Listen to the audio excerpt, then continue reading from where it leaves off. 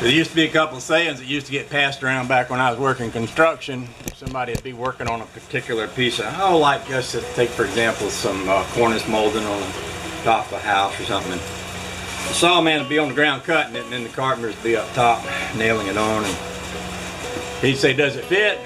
And we'd say, "Good enough, can't see it from my house." Well, in this case, if those trees were tended to trim thin out a little bit, you might be able to see this from my house. And the other thing we used to say is, "Good enough, we ain't building no church here." Well, in this case, yeah, we are building a church. Or not necessarily building a church, but at least part of a church. So, two good reasons to do this really well. What I've done is I've welded this really solid, but I've still left the drain hole over on the side. I'm going to spray this full of zinc oxide after I chip away the flux, and I'm going to spray all this down here with zinc oxide really good. Then I'm going to drill some holes in it. I might drill a hole before I spray the zinc oxide. And then I'm going to go up to the church and see. I'm going to take some rubber and some sealer and some various and sundry different things and see if I can mount this close enough to it, be ready to mount it, and also wire the electrical plug up there. So that's where I'm headed. Once again, I am so glad that Frank Tanksley taught me how to weld. What a gift he gave me. Just saying. Way back in the day.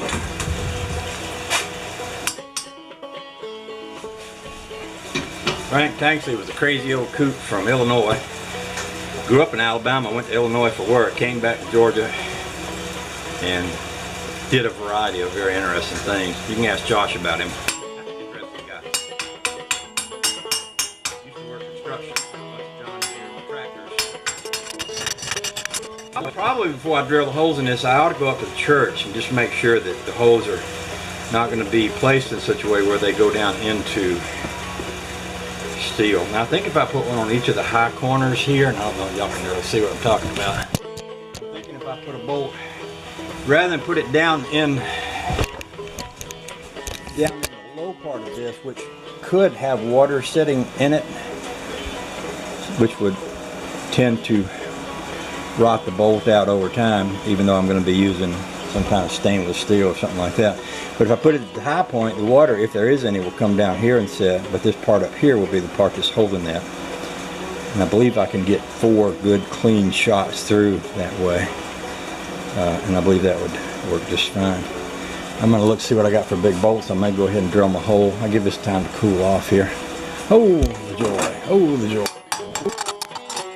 And I guess before I put the bolts on there, I could just do a little quick test fit over here onto the cross just to see how that fits now that I've got all that extra.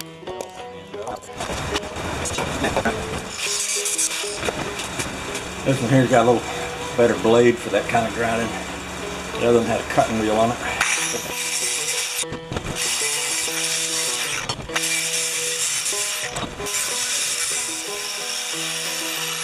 Obviously, I did that because I want that to slide over onto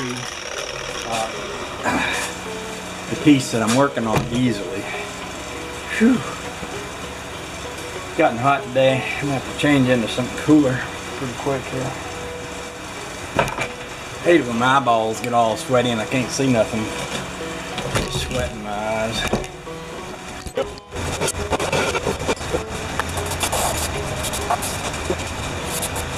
I'll go see what I can find for a big screw.